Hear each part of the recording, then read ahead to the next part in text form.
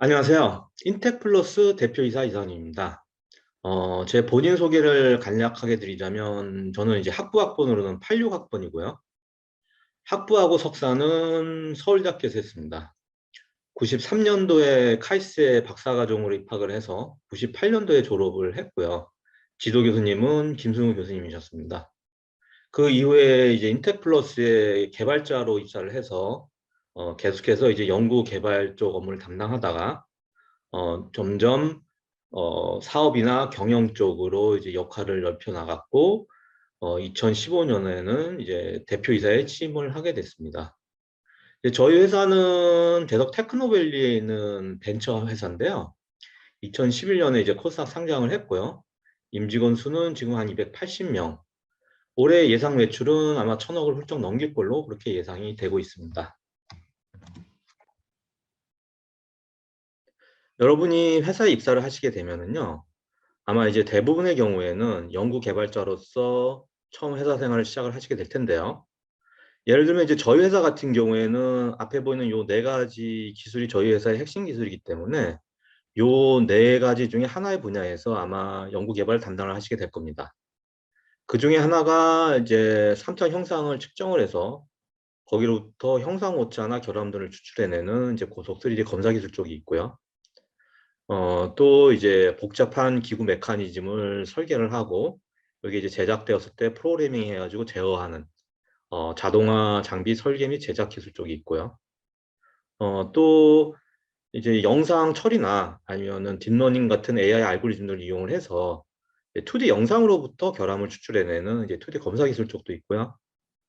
또 아니면 이제 고속으로 영상을 획득을 하는 전자 회로를 설계를 하거나 아니면 FPGA, GPU 같은 것들을 이용을 해서 영상 처리를 고속화하는 알고리즘 최적화 쪽을 담당을 하실 수 있습니다.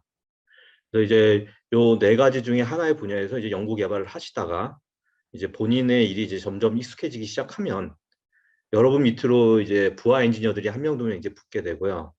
그때가 되면 이제 팀장으로서 팀 전체로 일하는 방법을 이제 배우시게 됩니다. 그때는 여러분 개개인의 개발 역량도 중요하지만 전체 팀의 개발 역량이 훨씬 더 중요하기 때문에 각각의 이제 팀원들을 어떻게 동기부여를 하고 그 사람들의 개발 역량을 어떻게 키울 거며 일정 관리하고 성과 관리는 어떻게 하고 프로젝트 전체 관리는 어떻게 할 건지 이런 이제 관리적인 어, 역할들을 이제 수행을 하시게 되는데요. 그 시점이 되면 이제 여러분의 적성에 따라서 앞으로 이제 관리자 쪽으로 갈 건지 아니면 개발자 쪽으로 갈 건지가 이제 갈리게 됩니다. 그래서 이제 이렇게 프로젝트를 관리하고 팀을 관리하고 하는 일들이 여러분의 적성에 맞고 소질이 있다라고 생각이 되면 이제 점점점 그 역할 쪽 비중이 커져서 나중에 이제 사업 전체를 맡게 되고 그다음에 경영에 참여를 하고 그러다 이제 최종적으로는 저같이 이제 대표이사가 되는 그런 이제 진로가 하나가 있고요. 그다음에는 나는 이제 관리하는 게 너무 귀찮고 싫다. 그러면은 밑에 그쪽 관리적인 역할은 이제 최소화하면서 어, 본인이 이제 흥미있어하는 기술을 계속해서 심화를 시켜서 그 기술 분야에서 이제 최고가 되고 이제 회사에서 이제 기술 임원으로 이제 남게 되는 이제 그러한 이제 기술자로서 이제 진로가 있게 됩니다.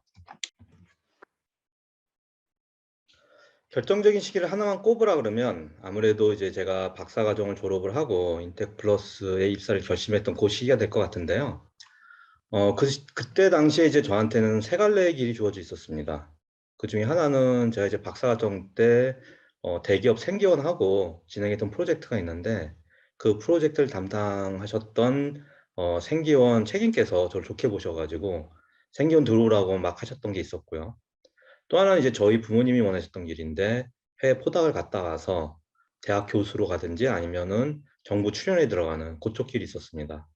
근데 이제 저는 그 두 가지의 길을 이제 마다하고 벤처 입사를 결심을 했는데요. 그 이유는 이제 저는 이렇게 뭔가 쳇바퀴 돌듯이 비슷한 일상이 반복이 되는 그런 이제 안전하지만 좀 지루한 그런 삶이 싫었기 때문입니다. 그래서 뭔가 삶이 새로운 일과 모험으로 막 가득 차 있고 그래서 막 위기와 기회가 막 정신없이 오는데 그런 걸 극복해가는 과정에서 뭔가 많은 성취를 이루고 또 스스로도 발전해가는 그러한 이제 삶을 원했기 때문에 벤처를 선택을 했고요. 지금 돌이켜 보면은 그때 그 결정을 하길 정말 잘했다고 생각을 하고 있습니다. 제가 이제 99년에 인텍플러스 입사를 했으니까 지금 이제 20년 조금 넘는 기간인데요. 그 기간 동안에 이제 저희 회사는 규모 면에서 한 30배 넘게 성장을 했고요. 그 짧은 기간에 그렇게 큰 성장을 이루기 위해 가지고는 회사가 이제 수많은 변화를 겪을 수밖에 없습니다. 그래서 그러한 변화의 소용돌이 속에서 수많은 위기와 기회가 있고 이제 그런 것들을 이제 극복해 가는 과정에서 저는 이제 지금 수많은 이제 모험담과 재미있는 이야기들 그런 걸 가지고 있고요. 또 우리가 이 회사를 이렇게 성장을 시켰다라는 그러한 자부심을 가지고 있기 때문입니다.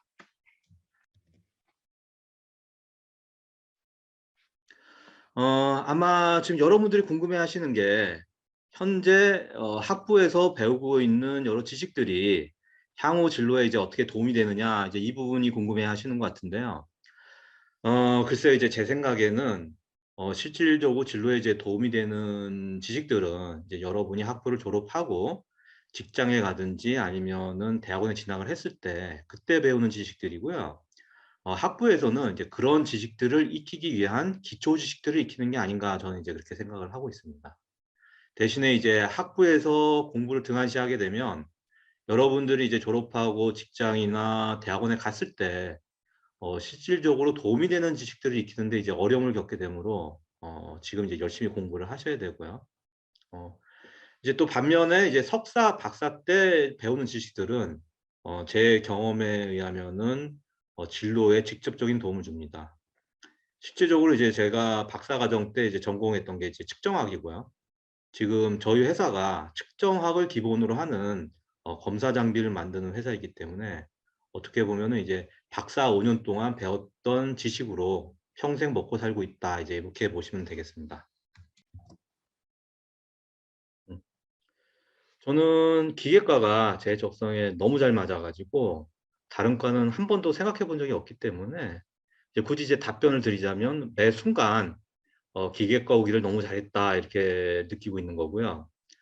실제적으로 다른 과의 수많은 학문들, 뭐 예를 들면 뭐 전기전자 회로라든지 광학, 제어, 소프트웨어 프로그래밍, 뭐 AI 이런 수많은 기술들이 있어도 이러한 기술들을 조화롭게 잘 엮어가지고 하나의 장비로 장비화하는 거는 기계공학과만이 할 수 있습니다. 그래서 실제 그 전 세계 곳곳에 있는 저희 회사 고객사들의 공장에 가보게 되면 저희 회사 장비가 수십 대씩 이렇게 줄을 져가지고 막 이렇게 돌고 있는데요. 그거를 이제 바라보고 있으면은 이제 가슴이 막 벅차오르는 이제 희열을 느낍니다. 이제 이런 희열은 기계공학과를 나온 사람만이 느낄 수가 있는 거고요. 실제적으로 공학이라는 말 자체가 영어로 하면은 엔지니어링인데 이게 엔진에서 나왔잖아요. 기계공학이 모든 공학의 원조입니다. 여기에 대해서는 여러분들이 자부심을 가져도 좋습니다. 저는 인생이란 여행을 하는 데 있어가지고 두 가지의 방법이 있다고 생각합니다. 하나는 이제 여럿이서 몰려다니는 단체 관광이고요. 하나는 이제 혼자 다니는 개별 관광인데요. 이제 단체 관광은 이제 하게 되면 남이 정해준 교통편을 타고 남이 가라는 데 가서 남이 보라는 거 보고 남이 먹으라는 거 먹고 남이 지정해준 숙소에서 자고 이제 이렇게 여행을 하고 오게 되면 여행 자체는 안전하고 편안할 수 있어도 내가 가서 도대체 뭘 보고 왔는지 이렇게 의문이 드는 그런 여행이고요.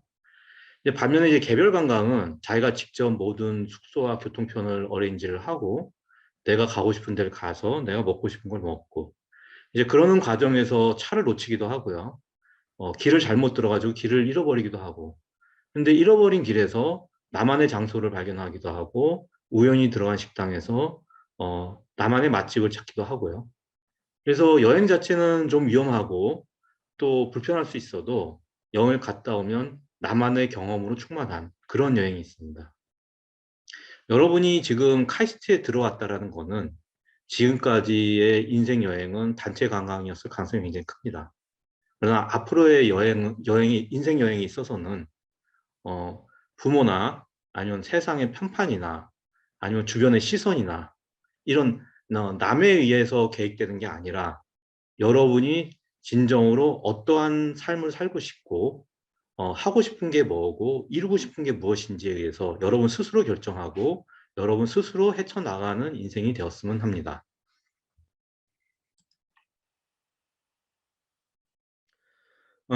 여러분이 이제 워라밸을 물어보시는 게 아무래도 이제 회사 내 근무 시간이 얼마 정도인지 물어보시는 것 같은데요. 저 같은 경우에는 이제 보통 한 10시쯤 출근을 해서 특별한 일이 없으면 한 4시 정도면 퇴근을 합니다. 근데 물론 이제 저도 이제 젊었을 때는 엄청나게 많이 바빴고요. 그래서 밤도 숱하게 새고 한 달 이상 장기 출장도 많이 다녀오고 했었는데 이제 점차 업무를 효율화시키고 그다음에 이제 일들을 위임하고 하다 보니까 지금은 이제 시간 여유가 많이 생겼습니다. 참고로 이제 저희 회사 같은 경우에는 자율 근무제이기 때문에 개개인의 출근 시간이나 퇴근 시간을 회사가 간섭을 하지를 않습니다. 왜냐하면 이제 저희 같은 사람들은 이제 지식 노동자라고 하는데요. 지식 노동자 같은 경우에는 시간으로 관리가 되지를 않습니다. 예를 들어서 어떤 사람은 아침에 일찍 출근을 해가지고 컴퓨터 켜놓고 하루 종일 아무 일도 안 하면서 컴퓨터만 멍하게 쳐다보고 있어도 표가 안 나고요.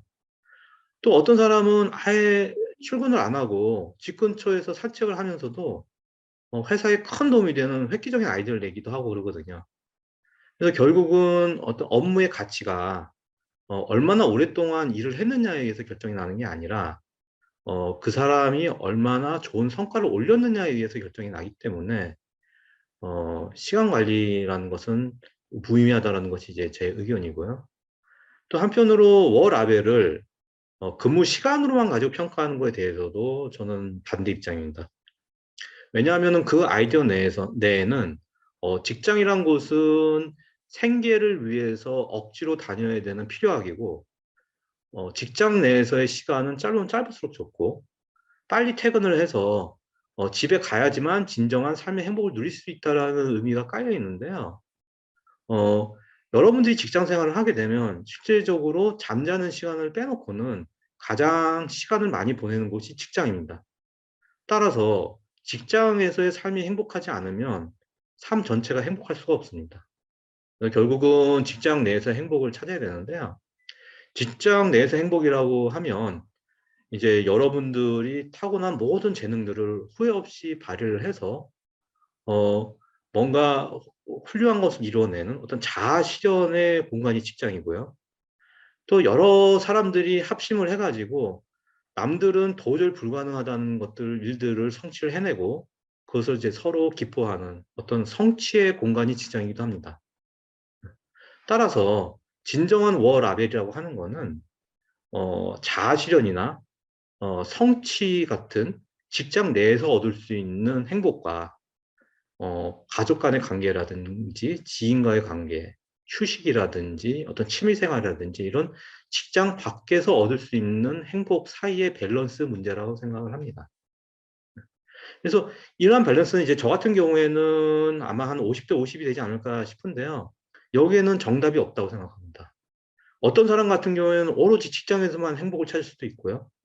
어떤 사람은 오로지 집에서만 행복을 찾을 수도 있고, 그거는 그 각자의 인생관에 따라서 달라지는 것이기 때문에 그거는 개개인마다 다르다라고 생각을 합니다. 안 그래도 몇 달 전에 제가 이제 제 지도 교수님하고 둘이서 이제 술을 마신 적이 있는데요. 그때 이제 만약에 젊은 시절로 돌아갈 수 있으면 언제로 돌아가고 싶냐라는 얘기를 나눴었습니다. 그때 이제 제가 교수님께 드렸던 말씀이 저는 여기까지 오는 과정에서 너무나도 많은 행운들이 있어 왔기 때문에 제가 이제 젊은 시절로 다시 돌아가면은 여기까지 올 자신이 없다. 그래서 저는 젊은 시절로 돌아가고 싶지 않다. 이런 얘기를 했었습니다. 물론 이제 돌이켜보면, 순간순간 후회되는 장면들이 많이 있죠. 근데 그러한 장면들도 같이 합쳐져서 지금의 저를 이루고 있는 거기 때문에, 다시 돌아가서 뭐를 고친다든가 하고 싶지는 않습니다. 여러분들의 질문을 제가 제대로 이해를 했는지, 또 제 답변이 여러분들한테 얼마나 도움이 됐는지 잘 모르겠네요. 여기에 이제 제 메일 주소를 적어 놨으니까 혹시 더 궁금한 거라든지 추가로 물어보고 싶은 게 있으면 언제든지 메일로 물어봐 주시기 바랍니다. 지금까지 들어주셔서 감사합니다.